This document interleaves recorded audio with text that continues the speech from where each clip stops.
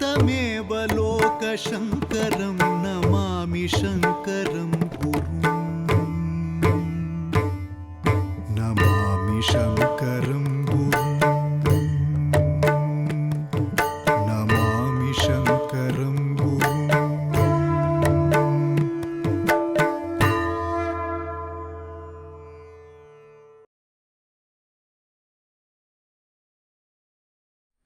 जय जय चिन्मुद्रकरे जय जय शृङ्गाद्रिविहरणव्यग्रे जय जय पद्मजजाये जय जय जगदम्ब शारदे सदये सदाशिवसमारम्भां शङ्कराचार्यमध्यमाम् अस्मदाचार्यपर्यन्तां वन्दे गुरुपरम्पराम्। ఉభయ జగద్గురువుల పాదపద్మములకు సభక్తి శ్రద్ధంగా ప్రణామాలను సమర్పించుకుంటూ ముందు సంచికలో మనము ప్రారంభించుకున్న కమలజ దైతాష్టక వ్యాఖ్యలో మనం ఈరోజు రెండో శ్లోకంలోకి ప్రవేశిస్తున్నాము. ఈ శ్లోకంలో 33వ జగద్గురువులైన శ్రీ సచ్చిదానంద శివాభినవ నృసింహభారతి మహాస్వామి వారు శారదాంబ శృంగేరిలో నెలకొన్న వైనాన్ని, ఆ ఆవశ్యకతను, ఆ విధిని వర్ణిస్తున్నారు. కళ్యాదో పార్వతీశః ప్రవరసురగణ ప్రార్థితః శ్రౌతవర్తమ ప్రాబల్యన్నేతుకామః యతివర వపుషాగత్య యాం శృంగశైలే సంస్థాప్య అర్చాం ప్రచక్రే బహువిధనుతిభిః సా త్వమింద్వర్ధచూడ విద్యాం శుద్ధాంచ బుద్ధిం కమలజదయితే సత్వరం దేహి మహ్యం. మనం క్రితంసారి అనుకున్నట్టుగా ఈ 4వ పాదంలో, ఈ మకుటంలో ఈ శుద్ధమైన విద్యను, శుద్ధమైన మనస్సును కోరుకున్నట్లుగా మనం చెప్పుకున్నాము. ఇక్కడ ఏమిటంటే సాత్వం, అట్లాంటి నువ్వు ఈ విద్యను, శుద్ధమైన బుద్ధిని నాకు ఇవ్వాలి అని చెప్పి కోరుకుంటున్నారు. ఎట్లాంటి నువ్వు అంటే ఆ కథ మొదలు పెడుతున్నారు జగద్గురువులు.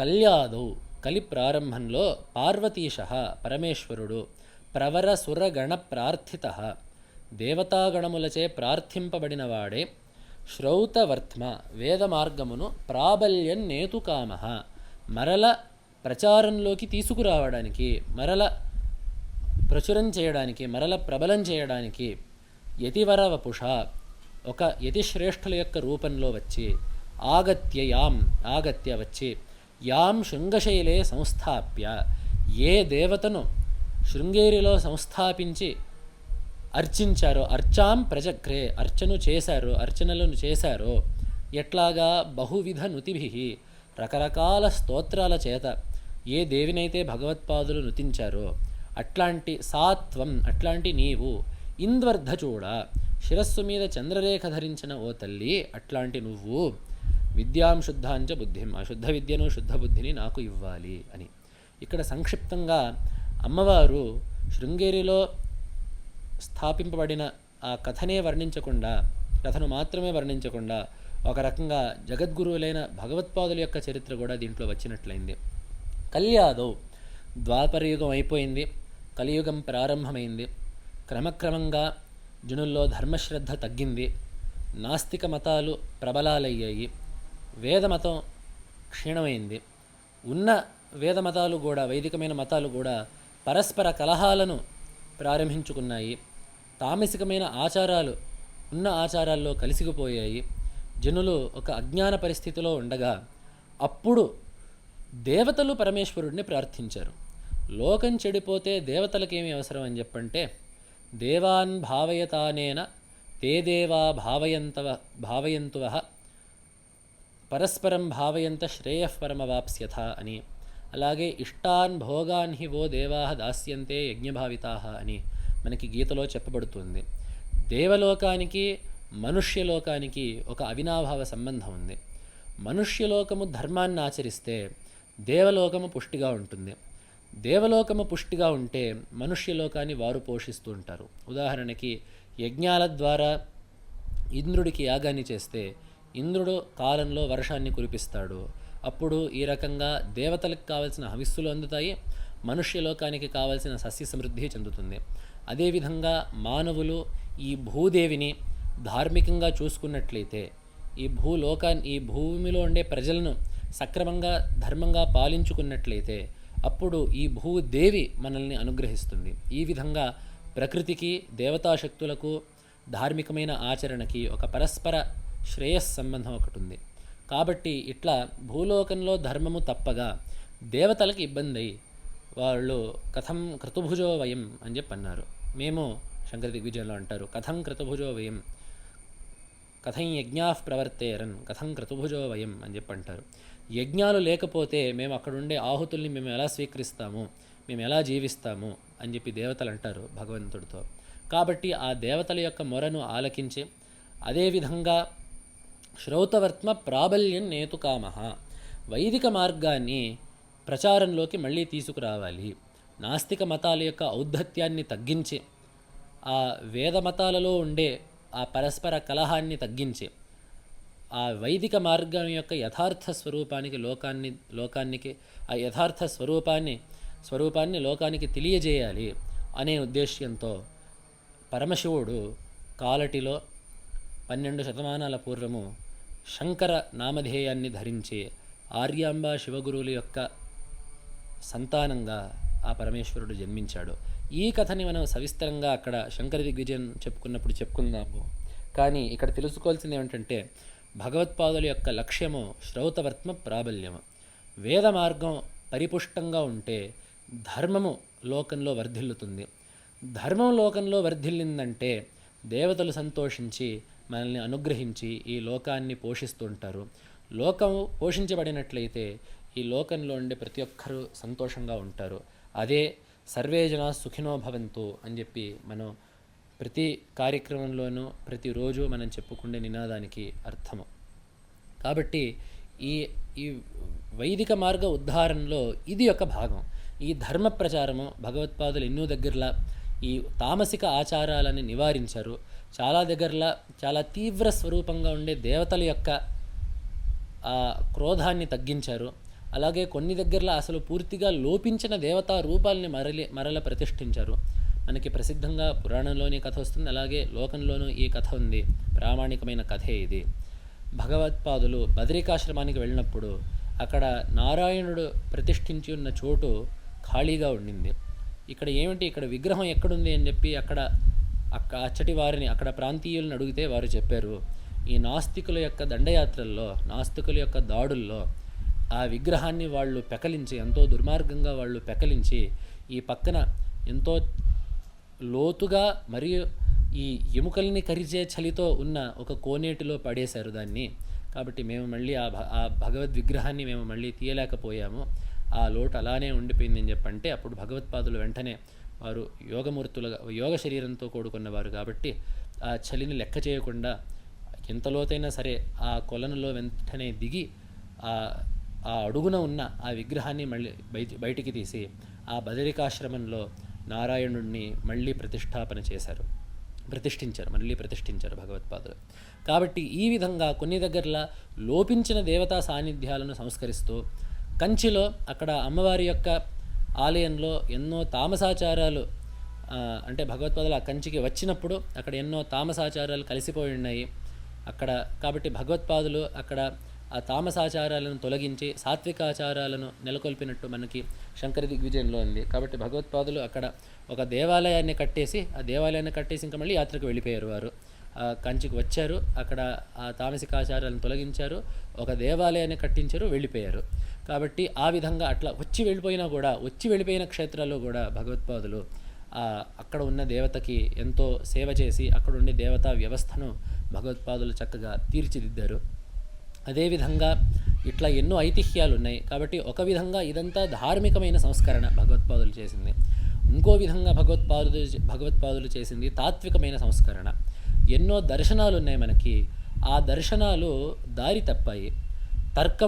తర్కశాస్త్రము కేవల తర్కమైపోయి అసలు వేదాన్ని పెద్దగా పట్టించుకోకుండా ఏదేదో చెప్పేసుకుంటూ ఉపనిషత్ ప్రమాణాన్ని సరిగ్గా అర్థం చేసుకోకుండా తర్కశాస్త్రం దాని దారిలో అది పోతూ ఉండింది.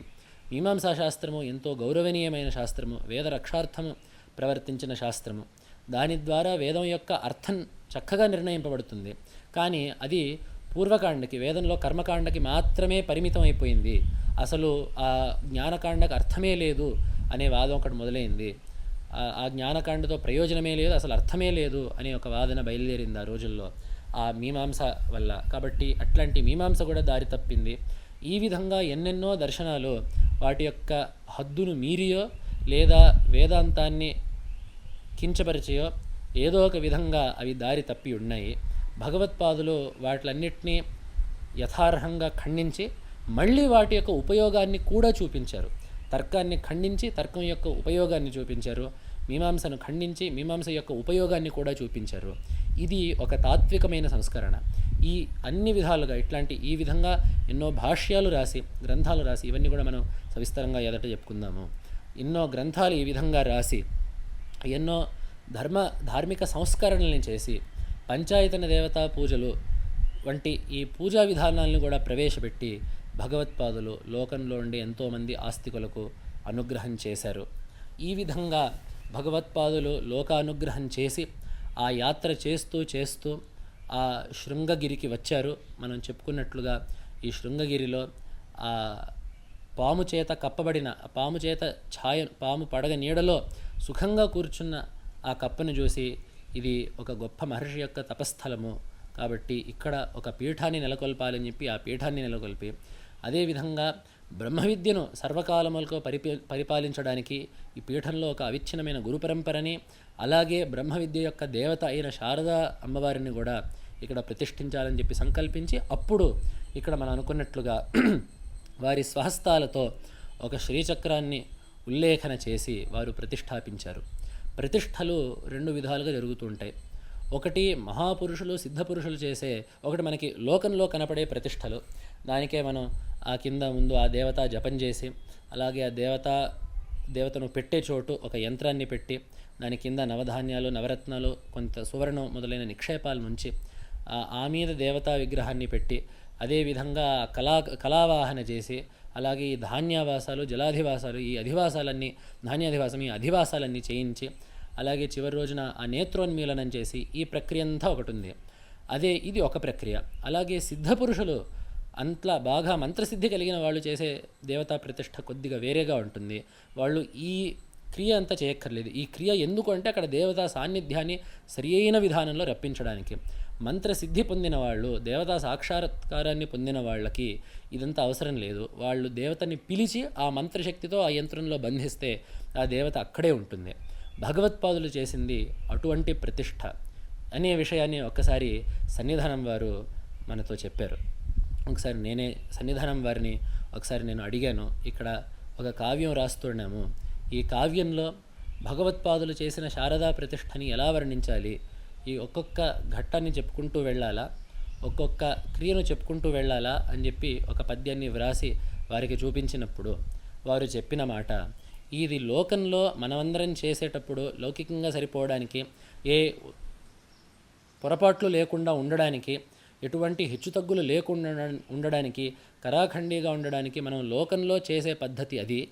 వారు మహాపురుషులు, వారు మంత్రశాస్త్ర స్వరూపులు, వారు సకల మంత్రాల యొక్క సిద్ధిని పొందినవారు కాబట్టి వారికి అట్లాంటి అవసరాలు ఉండవు. వారు నేరుగా అమ్మవారిని పిలిచి ఆ మంత్రంతో ఆ అమ్మవారిని ఆకర్షించి ఆ మంత్రశక్తి ద్వారా నేరుగా అమ్మవారి కళలను ఆ విగ్రహంలోకి ఆవాహన చేసి ఆ యంత్రంపై నిలిపారు. వారికి అంతకంటే వేరే అవసరం లేదు ఆ దేవతా సాన్నిధ్యాన్ని అక్కడే నిబద్ధం చేయడానికి అని ఒకసారి జగద్గురు శ్రీ సన్నిధానం వారు నాతో చెప్పారు. కాబట్టి అట్లాంటి విధంగా అమ్మవారిని ప్రతిష్టాపన చేశారు. అట్లాంటి అమ్మవారు నేటికి సాత్వం ఇంద్వర్ధ చూడ అని చెప్పి ఇంకో విశేషణం వేశారు అక్కడ జగద్గురువులు. ఇంద్వర్ధ చూడ, అమ్మవారికి తల మీద చంద్రరేఖ ఒకటి ఉంటుంది. ఈ చంద్రరేఖ ఎన్నో విషయాలకి సంకేతం. అసలు ముందు చంద్రుడు అనేవాడు కాలానికి సంకేతం. మనం దక్షిణ దేశంలో ముఖ్యంగా, అలాగే కృత్స్నమైన భారతదేశంలో కూడా, అలాగే ప్రత్యేకించి దక్షిణ దేశంలో మనం చాంద్రమాన సంవత్సరాన్ని పాటిస్తుంటాము. చాంద్రమానమైన కాల గణనాన్ని చేస్తుంటాము. చంద్రుడి యొక్క హెచ్చు తగ్గులైన పక్షాల ప్రకారము ఆ తిథుల ప్రకారమే మనం కాలాన్ని లెక్క పెడుతుంటాం. ఈ వారాలు 7 వారాలు అనేవి మనకి రోజువారీ లెక్కల్లో ఉండడం అనేది ఈ మొన్నటి వరకు వచ్చింది. ఈ వారం చేస్తాను, ఈ వారం చేస్తాను ఈ పని, ఈ ముందు వారంలో చేస్తాను ఈ పని అనే వ్యవహారము ఈ మధ్య కాలంలో వచ్చింది. భూతకాలంలో, ఈ గతకాలంలో అయితే ప్రాచీన కాలంలో ఈ పక్షం ఈ పని చేద్దాము, ఈ పై పక్షం ఈ పని చేద్దాము, పూర్వపక్షం ఈ ముందు పక్షంలో ఈ పని అయింది, ఇట్లాంటి వ్యవహారమే ఉండేది. సాంప్రదాయకులు నేటికి ఇట్లానే వ్యవహరిస్తూ ఉంటారు. కాబట్టి ఈ చంద్రుడిని పెట్టుకొని ఈ పక్షాలు, మాసాలు, ఋతువులు, 2 పక్షాలు ఒక మాసము, 2 ఋతువులు, 2 మాసాలు ఒక ఋతువు, ఇట్లా ఈ విధంగా వెళ్తూ ఈ ఈ కాలం యొక్క స్వరూపం అంతా చంద్రుడి మీద ఆధారపడింది. కాబట్టి చంద్రుడు కాలానికి సంకేతం. ఆ మారని చంద్రరేఖని శిరస్సు మీద పెట్టుకోవడం వల్ల ఆ చంద్రుడు, ఆ చంద్రధారణ అనేది కాలాతీతత్వానికి సంకేతం. ఈ కాలంలో ఉండే మార్పులు పరమాత్మ యందు లేవు అనడానికి అది ఒక నిదర్శనం. ఎలాగైతే కాలస్వరూపుడైన చంద్రుడు పరమేశ్వరుడి శిరస్సు మీద ఉండేసరికి హెచ్చుతగ్గు లేకుండా పోయాడో, అదేవిధంగా పరమాత్మ కూడా ఆ కాలాన్ని నిలిపి ఆ కాలానికి అతీతంగా ఉంటాడు అని చెప్పడమే పరమేశ్వరుడైనా లేదా ఇక్కడ అమ్మవారైనా కూడా ఆ శిరస్సు మీద చంద్రుడిని ధరించడము. అదేవిధంగా చంద్రుడు అమృతత్వానికి సంకేతం. చంద్రుడిని అమృతకరుడు, సుధాకరుడు అని చెప్పి అంటారు. చంద్రుడు అమృతమయమైన స్వరూపం కలిగినవాడు. అమృతం అనేది ఆనందానికి అర్థం, అలాగే నిత్యత్వానికి అర్థం. నిత్యమైన ఆనందము అమృత శబ్దం చేత చెప్పబడుతూ ఉంటుంది. కాబట్టి అమ్మవారు శిరస్సు మీద అట్లాంటి అమృతకరుడిని పెట్టుకోవడం వల్ల భక్తులందరికీ ముందు అసలు చంద్రుడు ఆనందాన్ని కలిగిస్తాడు. జగదాహ్లాదక చంద్ర అని. చంద్రుడు లోకానికి ఎంతో ఆనందాన్ని కలిగిస్తాడు. కాబట్టి ముందు అమ్మవారు కూడా అదేవిధంగా భక్తులందరికీ ఆనందాన్ని కలిగిస్తుంది. మనం చెప్పుకున్నట్లుగా నిత్యమైన ఆనందాన్ని కలిగిస్తుంది. కాబట్టి ఈ అర్థాలన్నీ ఇంద్వర్ధ చూడ, చంద్రరేఖను చూడ, ఈ మౌళిభూషం యందు మౌళిభూషగా ధరించిన తల్లి అనే ఈ విశేషణంలో ఇమడబడింది. అట్లాంటి తల్లిని జగద్గురువులు శుద్ధమైన విద్యను ఇమ్మని చెప్పి కోరారు. ఆ విద్యని, ఆ తల్లిని మనం కూడా అదేవిధంగా ఆ ఆత్మజ్ఞానాన్ని, చిత్తశుద్ధిని ప్రసాదించమని చెప్పి మనమందరం కూడా ఆ దేవిని ప్రార్థిద్దాము. ఆ పై శ్లోకంలో ఉండే విశేషాలని మనం వచ్చే సంచికలో తెలుసుకుందాము. నమః శంకరాయ. నమామి శంకరం